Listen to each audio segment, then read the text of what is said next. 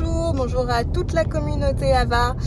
Nous sommes sur la route avec Thierry Bedossa. Nous allons visiter l'Arche du Magnoac qui se trouve en plein cœur des Hautes-Pyrénées. C'est un refuge pour animaux sauvages auquel nous nous sommes associés. Nous sommes partenaires de cette association.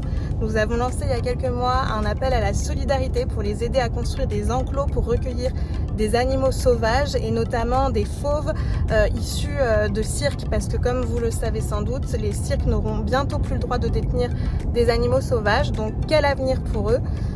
C'est pour cette raison que l'Arche du Magnoac est une vraie solution pour offrir un avenir à ces animaux-là qu'on ne peut évidemment pas relâcher dans la nature. Et donc nous allons les visiter, leur remettre un chèque, le chèque qui correspond au don que vous avez fait pour eux et que nous leur reversons dans le cadre d'une opération solidaire d'AVA. Puisque les cirques ne vont plus avoir le droit de montrer et d'utiliser des animaux sauvages, c'est vrai que ce qui compte, c'est qu'est-ce qu'ils vont devenir ces animaux et quelle va être leur qualité de vie au quotidien. Être séparé quand on est un animal sauvage né en captivité, être séparé de la personne avec laquelle on a passé ses premiers jours, ses premières semaines, ses premiers mois de vie, c'est forcément une déchirure. Que cette personne ait été bien traitante ou pas. Sur le plan de la nature et de l'intensité de leurs activités, ça va être aussi une vraie rupture. Ça peut être extrêmement déstabilisant pour eux. Faire le show, être utilisé, ça occupe le cerveau et ça fait de l'activité physique chaque jour. Ne plus rien faire, ça peut être une source de frustration, d'ennui, de diminution d'activité physique, et tout ça, ça peut porter un énorme préjudice à la bonne santé et à la bonne vie au quotidien. C'est ça en fait la véritable vocation d'un sanctuaire et d'un refuge, c'est de donner la meilleure vie possible, une vie bonne au quotidien à tous les protégés accueillis. Ça doit être le cœur de métier de tous les refuges et de tous les sanctuaires.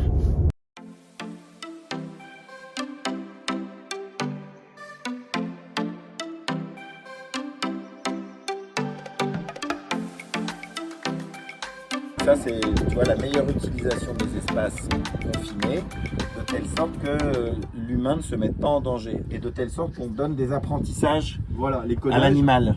Depuis, du coup, en faisant ça, maintenant, même si on rentre mettre sa gamelle ou quoi, il n'est plus à essayer de nous sauter dessus, il tient une distance de sécurité. Et là, il a son dodo qui est derrière, donc il a accès toute la journée comme il veut. Il a grandi dans une toute petite pièce, il a mangé beaucoup de tissus, il a mangé des draps, il a mangé du coton, etc. Il est arrivé, il a passé 4 jours comme ça à vraiment chier des draps, des crottes, on se rendait même pas compte, c'est en passant le rotofil derrière, pouf, t'avais plein de draps qui volaient. Et en fait, il était vraiment, on a dû le soigner pendant presque 15 jours, le temps que ça passe. Et là, aujourd'hui encore, on a dû le réapprendre à jouer avec ses installations. Il sautait pas, il était tout faible au niveau des muscles, tout ça. Et là, on voit l'intérêt du sas, c'est que tu vois, il se précipite pas du tout, il aime bien, c'est un endroit qu'il adore. Pourtant, il n'y a plus de nourriture visuelle et il sort presque en mode oh non, c'est déjà fini.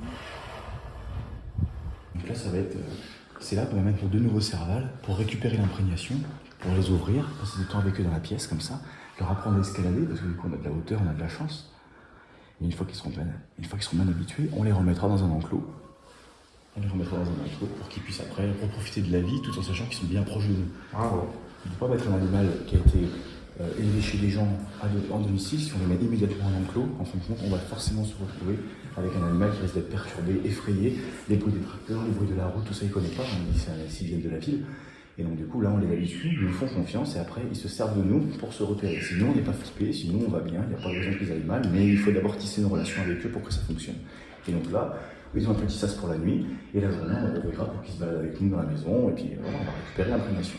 Et ça, c'est la synchronie comportementale et la contagion émotionnelle entre des individus d'espèces différentes. Et quand on aura tissé la relation, on enrichira l'intérieur avec des accessoires et puis après, on les préparera pour leur enclos. C'est ça, pour enclos de dehors. Et ils seront tout prêts à affronter l'extérieur, on ne va pas les lâcher comme ça en mode... Se partir du principe que parce qu'on en voit dans la nature, c'est pas tous ceux qu'on voit là, ils sont pas nés dans la nature. Et une seule génération, il y a déjà un gros impact en fait. L'imprégnation, c'est un impact énorme. Puis nous, on voit vraiment aussi cet aspect responsabilité, c'est-à-dire qu'on a des individus ici, oui, qui sont dans le besoin et qui ont besoin de trouver un endroit, mais on est responsable d'eux et de leur enrichissement au quotidien aussi. C'est pour ça qu'on ne peut pas les laisser dans un enclos tout seuls, sous prétexte qu'on les considère sauvages. On se doit aussi de participer à leur vie quotidienne. Oui, parce qu'on cloisonne, on limite leur répartition. Donc si on limite la répartition, même un enclos de 2000 m² pour un serval, c'est beaucoup plus petit que ce qu'il exploiterait s'il n'avait pas de grille. Donc il faut l'assumer, et ça se passe aussi par le relationnel. On est une source d'enrichissement, il ne faut jamais l'oublier en fait ça. Nous, en tant que personne, en tant que soignant, on est la première source d'enrichissement de leur vie, ou au moins on peut le devenir si on se donne la peine et si on prend le temps de s'organiser. Donc du coup, on essaie de miser là-dessus.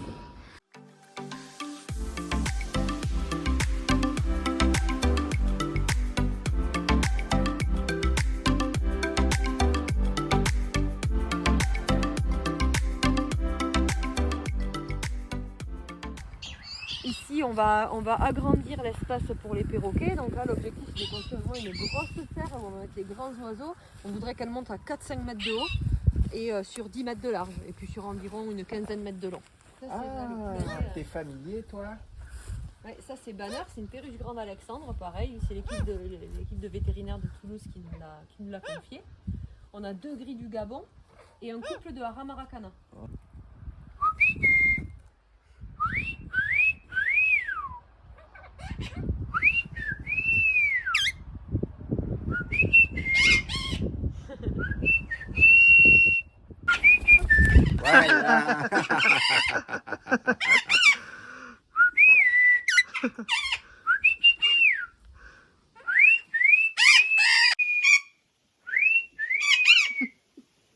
Je t'ai pris une photo, voilà.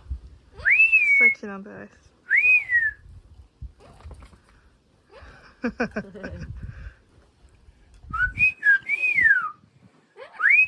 Oui. Moi, Elisa, je suis dans un de mes paradis.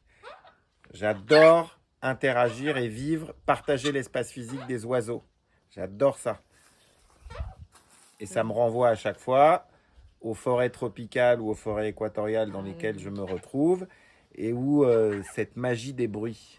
Ouais, c'est vrai que c'est chouette. Hein. Ah, moi, je trouve qu'il n'y a pas mieux. Il n'y a pas, en tout cas pour l'individu que je suis, il n'y a pas plus relaxant. Ouais. Moi, je trouve ça très relaxant. Même le soir, quand ils se mettent tous à chanter, c'est génial. On se croirait en Amazonie. Et avec oui, les haras et en fait, tu remarqueras que plein d'entre nous, les Occidentaux, on a du mal avec ça. C'est-à-dire que ça nous stresse, ces cris-là. Alors qu'en fait, si tu veux, si tu es peut-être, je sais pas moi, attiré par ça ou habitué à la forêt tropicale ou équatoriale, en fait, tu jouis de ces bruits. Oui, bien sûr, ça c'est vrai. Je le vois sur ton visage. Ouais, moi j'adore.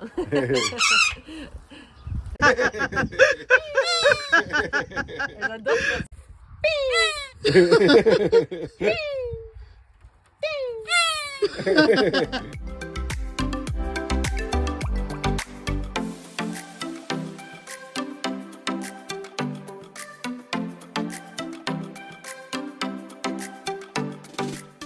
Alors, je veux solennellement remettre à un couple qui fait un travail exceptionnel. C'est leur création, leur bébé, l'Arche du Magnoac. Et donc, je veux remettre l'humble première contribution de l'association AVA à l'Arche du Magnoac.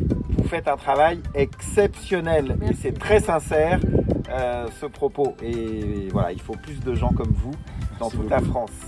Merci beaucoup. Voilà, en plus, grâce à cette enveloppe, on va vraiment pouvoir, là déjà une enveloppe comme celle-ci, c'est un deuxième habitat comme celui que vous voyez là pour encore d'autres animaux. Aujourd'hui, surtout chez les servals, il faut savoir qu'en moins d'un an, là en France, on est sur pratiquement 17 individus qui ont été saisis chez les particuliers dans différents contextes.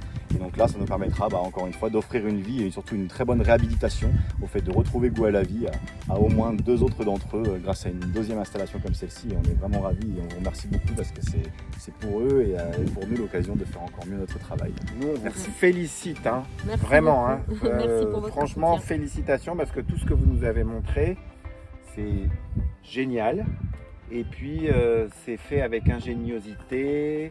Donc, c'est toutes les valeurs qui doivent être celles des personnes de votre génération. Parce que tout ça, on le fait dans une planète qui ne va pas très bien, avec une humanité qui ne va pas très bien. Et tout ce que vous portez et que vous incarnez, c'est permettre à la planète et à l'humanité d'aller mieux.